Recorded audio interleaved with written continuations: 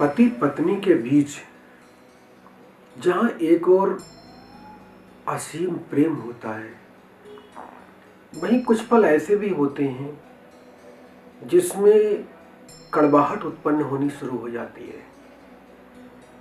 स्थिति ऐसी होती है कि एक दूसरे को देखना भी अच्छा नहीं लगता। ऐसा क्यों होता है? कोई तो इसके पीछे कारण होगा। क्यों कलह कलेश होता है? क्यों एक दूसरे को समझ नहीं पाते हैं और आरोप प्रत्यारोप दूसरे पर ही लगाते चले जाते हैं? थोड़ा समझने की बात है। इसके पीछे कारण होता है ग्रहों के चक्र, बाह्य परिस्थितियां और साथ में नकारात्मक शक्तियां जो पति पत्नी के मध्य एक बहुत बड़ी उचाट की स्थिति उत्पन्न करती है। इसलिए ध्यान रखने की बात यह है कि इसके पीछे किसी नकारात्मक या अदृश्य शक्ति का हाथ है। क्योंकि जब भी कोई बाह्य शक्ति, कोई नकारात्मक शक्ति, कोई ग्रहों की शक्ति जब प्रभावित करती है व्यक्ति को, तो उसकी बुद्धि का संतुलन परिवर्तित हो जाता है। और जब बुद्धि का संतुलन बिगड़ता है तो उस समय व्यक्ति को जो नहीं करना चाहिए वो करने लग जाता है, चाहे वो व्यवहार से हो, चाहे वो शब्दों से हो, या फिर अन्य किसी माध्यम से। इसलिए ध्यान रखने की बात यह है कि जब जीवन में ऐसी स्थिति आए तो उस समय ज्योतिषीय आधार पर पहले तो अपने ग्रह और नक्षत्रों को समझने का प्रयास करना है। क्योंकि ये जो ग्रह नक्षत्र हैं, ये प्रत्येक व्यक्ति के जीवन पर प्रभाव डालते हैं। अब अनेक लोग ये कहते हैं कि हम तो नहीं मानते। मत मानो। किस ग्रह ने, किस नक्षत्र ने आपसे कहा कि आप हमें मानो? नहीं कहते हो। उनका तो प्रभाव होता है। जैसे सूर्य है, सूर्य सौर मंडल का एक ग्रह है। अब सूर्य की धूप में यदि आप खड़े होंगे तो आपको गर्मी लगेगी, आप गर्मी से पीड़ित होंगे। अब आप ये कहो कि हम तो सूर्य को नहीं मानते। मत मानो। आप निरंतर खड़े रहिए। आप सूर्य की गर्मी से, उसके ताप से अपने आप को जलता हुआ अनुभव करेंगे। ना मानने से क्या होता है? जितनी भी शक्तियों की चर्चा आई है हमारे शास्त्रों में या हमारे ऋषि मुनियों के द्वारा, वो इस सृष्टि में विद्यमान हैं तो उनका प्रभाव है। अब प्रभाव है तो फिर उनका समाधान सोचिए। उनके प्रति नकारात्मक भाव रख करके आप कुछ नहीं कर पाएंगे।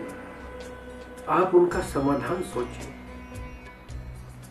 यदि आपके ग्रह नक्षत्रों के अनुसार कुछ ग्रह आपके प्रतिकूल प्रभाव दे रहे हैं तो उसके शमन के लिए प्रयास कीजिए। शमन के लिए 3 पद्धतियां हैं। एक मंत्र, दूसरा यंत्र और तीसरा तंत्र। सर्वप्रथम मंत्र का सहारा लीजिए। जो ग्रह प्रतिकूल है उस ग्रह के संकल्प के साथ आप उसके निर्धारित मंत्रों का जप प्रारंभ कीजिए, पूरी विधि विधान के साथ। शनि है, राहु है, केतु है, मंगल है, बुध, कोई भी हो सकता है।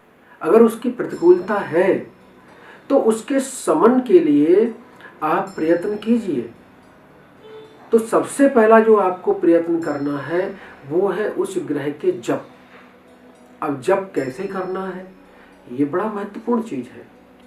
जैसे कोई डॉक्टर ये कहे कि आपको अगर कोई रोग हो रहा है तो आप गए और उसने कहा कि ठीक है, आप ये दवाई लीजिए, खा लीजिए। आपने लिया, लेकर आ गए।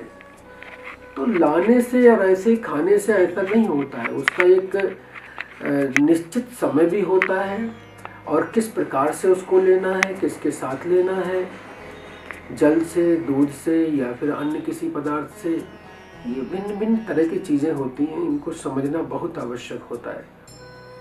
इसलिए इसके संदर्भ में थोड़ा सा ध्यानपूर्वक ये समझें कि ये जो सारी चीज़ें हैं ये कहीं ना कहीं हमें ये समझने के लिए प्रेरित करती हैं कि अगर हम कोई कर्म करें तो पहले करने से पहले ये समझें कि उसकी प्रक्रिया क्या है।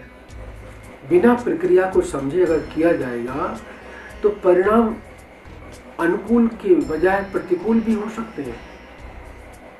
इसलिए जब जीवन में ऐसी स्थिति आए, लगे कि अब तो हमारे संबंध बिल्कुल टूटने जैसे हो रहे हैं, अब कुछ नहीं है, कहीं कोई प्रेम का भाव नहीं दिखता, जब भी देखो तब कोई ना कोई बात पे कलह कलेश, तो ऐसी स्थिति में ये समझ जाना चाहिए कि अब कोई बाह्य शक्ति हमें प्रभावित कर रही है, चाहे पति हो या पत्नी हो।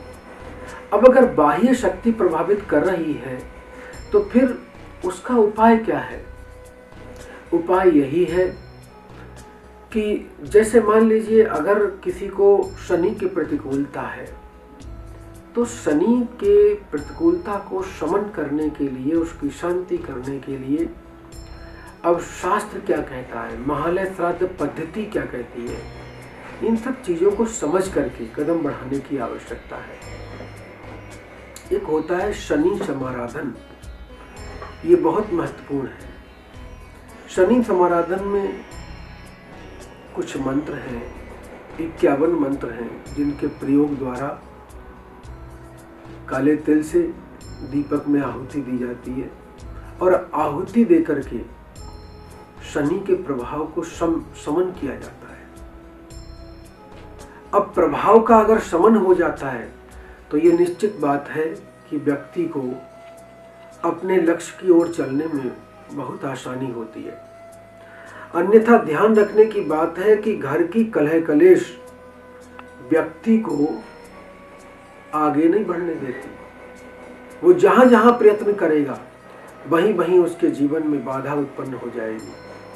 वो अपने मन को एकाग्र करके किसी एक चीज में लगा भी नहीं पाएगा और परिणाम ये निकलेगा कि हर स्थान पर आधा अधूरापन, और ये अधूरापन उसको निरंतर उसके संघर्ष को बढ़ाता चला जाएगा। अब व्यक्ति कोई व्यवसाय करेगा तो उसमें हानि हो जाएगी। व्यक्ति अगर कोई सेवा में है तो वहां पर वो पूरा समय नहीं दे पाएगा, और इसके अतिरिक्त अन्य कोई साधन है तो वो भी उसके हानि के ही पथ पर चला जाएगा। इसलिए ध्यान रखने की बात यह है कि जब भी कभी ऐसी स्थिति आए तो उस समय तत्ववेताओं से मिला जाए और उनके बताए मार्गदर्शन के अनुसार जीवन को संचालित करना चाहिए। अब लोग सोचते हैं कहीं जाओ तो उसमें फिर खर्चे बहुत हैं, कहां से लाएं? एक तो जीवन में वैसे ही संघर्ष है, ऊपर से जहां भी जाएंगे तो उसे कुछ देना पड़ेगा। आवश्यक नहीं होता है कि देना ही है, हाँ देना है तो, लेकिन आप दे सकते हो, जो आपका सामर्थ्य है वो आप दे सकते हो। लेकिन आज भी इस धरा पर ऐसे लोग हैं जिनके जीवन में, जिनके मन में लोक कल्याण की भावना है, वो चाहते हैं कि समाज का भला हो, समाज सुखी हो, लोगों के अंदर से कष्ट क्लेश पीड़ाएं मिटे। अब ऐसे लोग यदि हैं तो फिर क्यों ना उनका सानिध्य किया जाए, उनसे उस सब चीज़ों की जानकारी ली जाए।